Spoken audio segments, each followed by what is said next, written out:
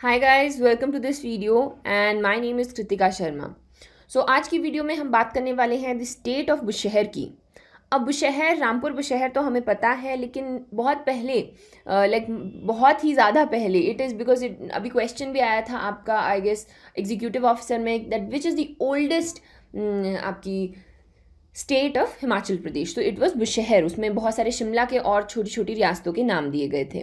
तो बुशहर उस वक्त ऐसा नहीं है कि छोटा सा एरिया था, काफ़ी बड़ा था। किन्नौर इसमें पूरा आया करता था। उसके अलावा कुछ एरिया जो कुल्लू के हैं या आपके शिमला के हैं वो भी इसमें आया करते थे।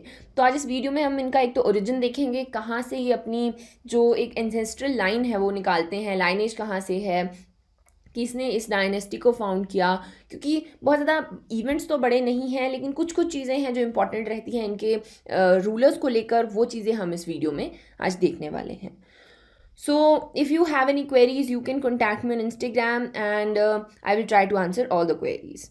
उसके अलावा टेलीग्राम पर भी अगर आपको पीडीएफ डाउनलोड करने हैं सो उसका लिंक आपको डिस्क्रिप्शन बॉक्स में मिल जाएगा। घर बैठे तैयारी कर रहे हैं और मेंस की आपका एचपीएस का मेंस है, सो टेस्ट सीरीज़ भी अवेलेबल मिलेंगी आपको हमारी ऐप पर।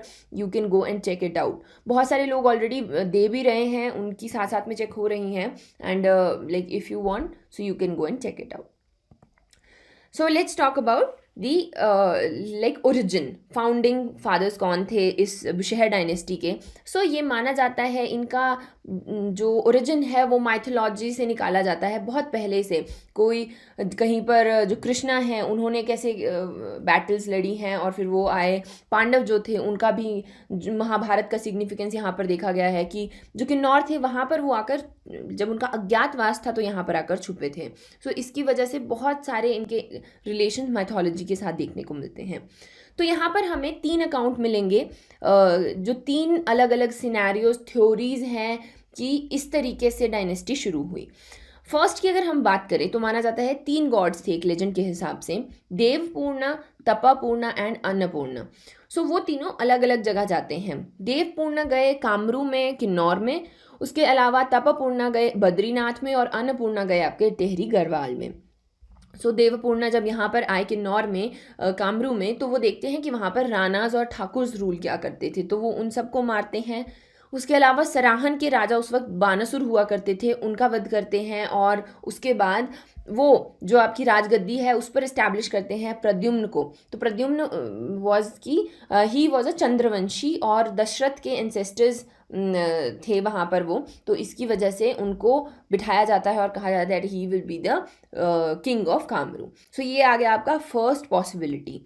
सेकंड है कि जो आपके भगवान श्री कृष्ण हैं उनके बेटे प्रद्युम्न जो थे वो वहाँ पर, उन्होंने इस बुशहर डायनेस्टी को फाउंड किया था, उसकी स्थापना की थी।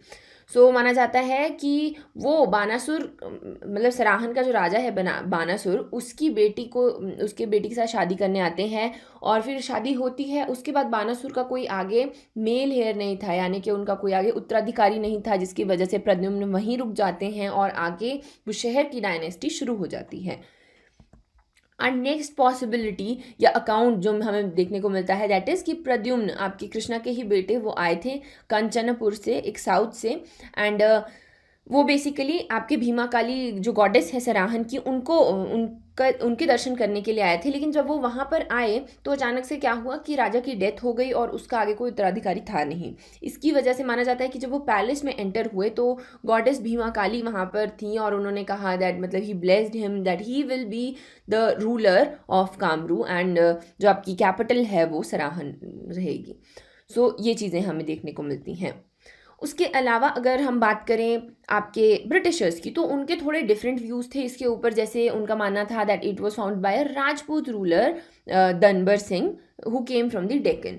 एएच फ्रैंकी कहते हैं कि कांचीपुरम से आते हैं। तो बेसिकली जो ब्रिटिशर्स हैं उन्होंने कहा है कि डायनेस्टी आपके साउथ से आई है, साउथ से लोग आए, उन्होंने रूल किया and they carry on the dynasty of Bushahr. So बहुत सारी हमें क्रोनोलॉजीज, जीनोलॉजीज यहाँ पर देखने को मिलती हैं, लेकिन जो एक प्रॉपर हम मानते हैं उसको यही मानते हैं कि प्रद्युम्न से शुरू हुई थी एंड राजा वीरभद्र सिंह जो आपके 122nd डिसेंडेंट हैं आपके इस डायनेसिटी के। सो ये आ गया। रूलर्स की अगर हम बात करें, बहुत कम रूलर्स हैं जिनकी कुछ इंपॉर्टेंट चीज़ें हैं वो हम देख लेते हैं। जैसे फर्स्ट है आपके राजा छत्र सिंह। तो अब राजा Chhatra Singh he was the 1/10 descendant of Pradyumna. Important है, उन्होंने शिफ्ट किया था कैपिटल को फ्रॉम कामरू टू सराहन, जिसे हम शौनकपुर भी कहा करते थे, इन 10th सेंचुरी। सो ये इंपॉर्टेंट हो जाता है। उसके अलावा छोटे मोटे जो उन्होंने इन्वेड किया इधर उधर को और कॉन्कर किया, जैसे साउथ का सराहन का एरिया था या किन्नौर, और ज़्यादा उन्होंने उससे आगे एक्सपैंड किया। सो ये देखने को मिलता है। नेक्स्ट रूलर इज राजा केहरी सिंह। इनके ऊपर बहुत सारे क्वेश्चन मैंने देखे हुए हैं। जैसे आपका कोई भी छोटे मोटे एग्जाम्स होते हैं, बड़े में भी पूछ लिया जाता है थोड़ा घुमा फिरा के, बट लाइक जो छोटे एग्जाम है उनमें डायरेक्टली पूछ लिया जाता है। So he was the son of Chhatar Singh. उन्हें आजान बाहु कहा जाता था बिकॉज वो खड़े होकर अपनी नीज को टच कर सकते थे, इसलिए उन्हें लाइक आजान बाहु कहा जाता था। उसके अलावा छत्रपति भी उन्हें टाइटल दिया था। तो किसने दिया था? औरंगजेब ने दिया था। एक बार दिल्ली में दरबार बैठा और राजा केहरी सिंह भी वहाँ पर गए, तो औरंगज़ेब ने देखा कि जहाँ पर भी वो जाते हैं उनके ऊपर एक छोटा सा क्लाउड है जो उन्हें शेड करता है।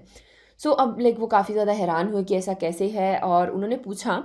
तो जो आपके राजा केहरी सिंह थे उन्होंने कहा कि जो हमारी गॉडेस भीमा काली हैं वो जानती हैं कि हम इतनी ज़्यादा प्लेन में गर्मी में रहते नहीं हैं, इसकी वजह से वो मुझे प्रोटेक्ट कर रही हैं from the intense heat. So Aurangzeb काफ़ी ज़्यादा he was very impressed and please, like अच्छा लगा उन्हें, and he gave the title of Chhatrapati. So याद रखना है किसने किसको दिया और कौन सा टाइटल दिया, राइट।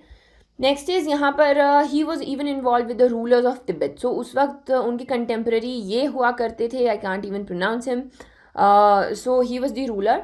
उसके अलावा उनके बीच में एक बैटल भी होती है वहाँ पर जिसमें राजा केहरी सिंह जीत जाते हैं। अब इसमें एक ट्रीटी साइन हुई जिसमें बात की गई कि तिब्बत और किन्नौर की बाउंड्री कैलाश को माना जाएगा। उसके बाद में लाइक उनके बीच में जो रिलेशंस हैं ट्रीटी के बाद में वो सही हो गए, एक बाउंड्री लाइन को वहाँ पर इस्टेब्लिश कर दिया गया। इसी की वजह से हम बाद में देखेंगे 1681 में क्या हुआ, एक बैटल भी होती है तिब्बत और लद्दाख के बीच में, और यहाँ पर आपके राजा केहरी सिंह तिब्बत को बैक करते हैं, वेयर एज जो लद्दाख था it was supported by Mughals.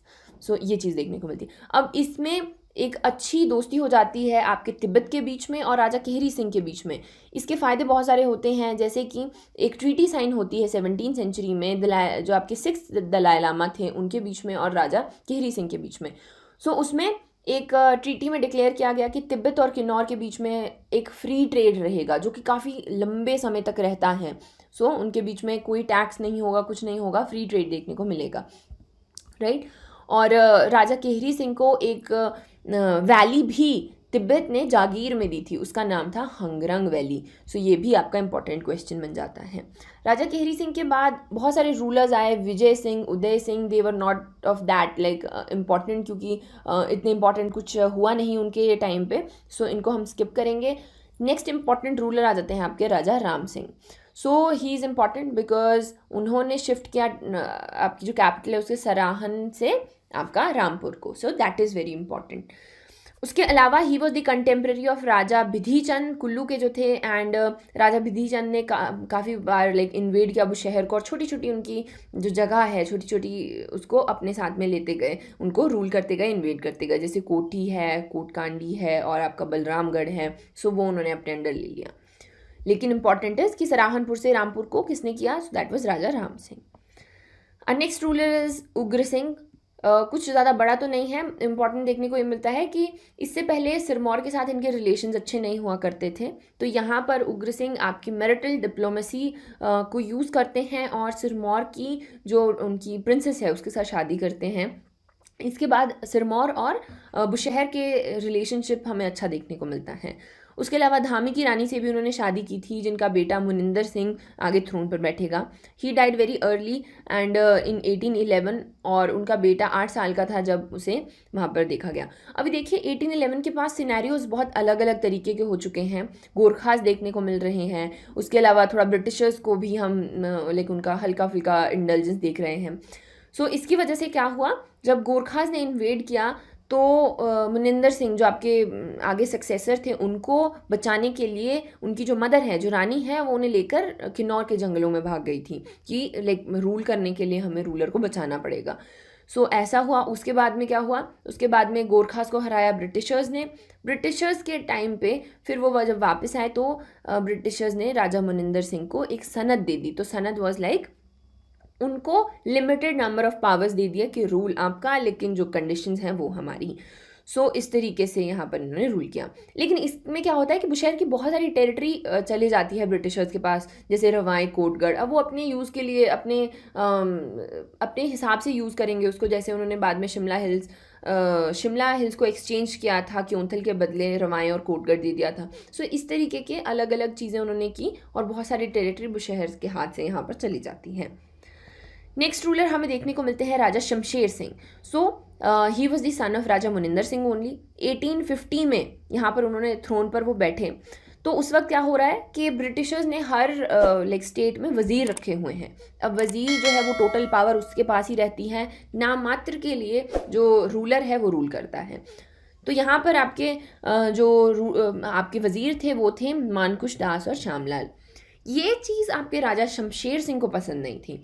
जब 1857 का रिवोल्ट होता है, the first war of independence, उस वक्त वो ब्रिटिशर्स को साइड नहीं लेते हैं, उनको सपोर्ट नहीं करते हैं। अब ये चीज़ ब्रिटिशर्स को नो डाउट बिल्कुल पसंद नहीं आई थी। लॉर्ड विलियम है उस वक्त आपके डिप्टी कमिश्नर हुआ करते थे हिमाचल के, शिमला हिल्स के। तो उन्होंने कहा भी कि हम पनिश करेंगे शमशेर सिंह को, लेकिन सर जॉन लॉरेंस मना कर देते हैं, who was the chief commissioner of Shimla hills. इसका रीज़न क्या था? इसका रीज़न था वो तिब्बत के साथ में ट्रेड करना चाहते थे। अभी Raja Shamsher was a free pass, उनको फ्री ट्रेड का पास मिला हुआ था तिब्बत के साथ। तो वो चाहते थे कि उसके अलावा उन्हें वहाँ पर इंडो तिब्बतियन रोड बनाना था।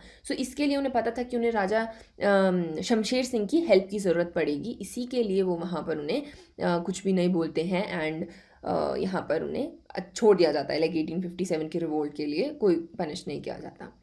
फिर आगे हम 1854 में देखें, 54 59 के आसपास, उसके बीच में दो चीज़ें देखने को मिलती हैं। दो चीज़ें यार कि फार्मर्स बहुत बड़ा रिवोल्ट करते हैं कि हमें रेवेन्यू नहीं देना है इन कैश। उसके अलावा जो शमशेर सिंह है उनका भाई फतेह सिंह वो भी रिवोल्ट करता है इसी चीज़ के लिए। फार्मर्स ने यहाँ पर अपनी लैंड को अनकल्टिवेटेड छोड़ दिया कि हम तब तक कुछ नहीं लगाएंगे जब तक हमारे जो डिमांड्स हैं उनको एक्सेप्ट नहीं किया जाएगा। तो इम्पॉर्टेंट ये नाम है मिस्टर जी बार्न्स, वो यहाँ पर आते हैं। ही was the superintendent of Himachal Shimla hills उस वक्त, एंड ही केम, बुशहर आए वो, उन्होंने फार्मर्स की सारी डिमांड्स को एक्सेप्ट किया और जो पूरा डिस्प्यूट था उसको सेटल किया। This is important. उसके बाद में 1887 में राजा शमशेर सिंह गद्दी दे देते हैं अपने बेटे टिक्का रघुनाथ सिंह को। अब टिक्का रघुनाथ सिंह का कुछ ज़्यादा है नहीं यहाँ पर, बिकॉज़ उनका रूल इतना अच्छा रहा नहीं है। उनको मंडी की प्रिंसेस से शादी करने के लिए बोला तो वो सिरमौर भाग गए। उसके बाद वहाँ पर 1889 में उनकी डेथ हो जाती है। उनका 11 महीने का बेटा था उस वक्त, जिसका नाम he was named after his grand father Shamsher Singh. वो वहाँ पर थ्रोन पर बिठाया जाता है। थ्रोन पर बिठाया तो क्या जाता है, छोटा था। उसके अलावा वज़ीर जो थे वो मेन पावर में थे ही, राय साहिब, मंगत राम। जो मेन पावर है वो आपकी ब्रिटिशर्स के पास ही रहती है। शमशेर सिंह यहाँ पर, फिर शमशेर सिंह के रूल में क्या होता है, उनका बेटा नहीं होता है पहले।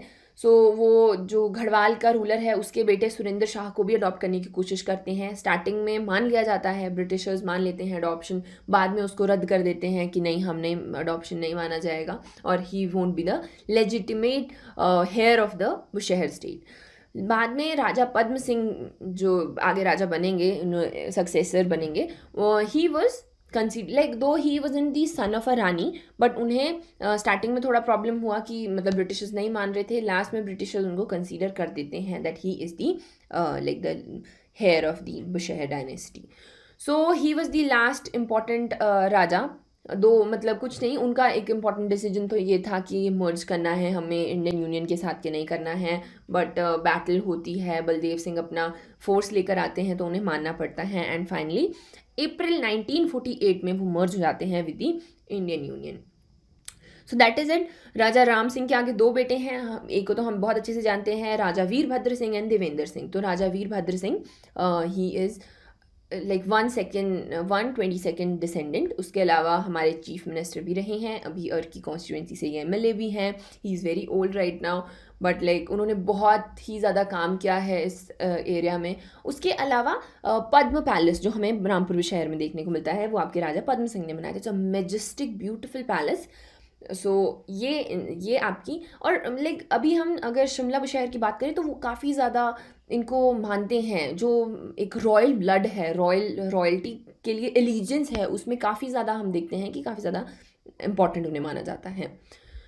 सो guys that is it for today. I hope आपको ये वीडियो पसंद आया होगा। Do share, like and subscribe, and if you have any other topics to cover, I will be more than happy to help you. So thank you and keep studying.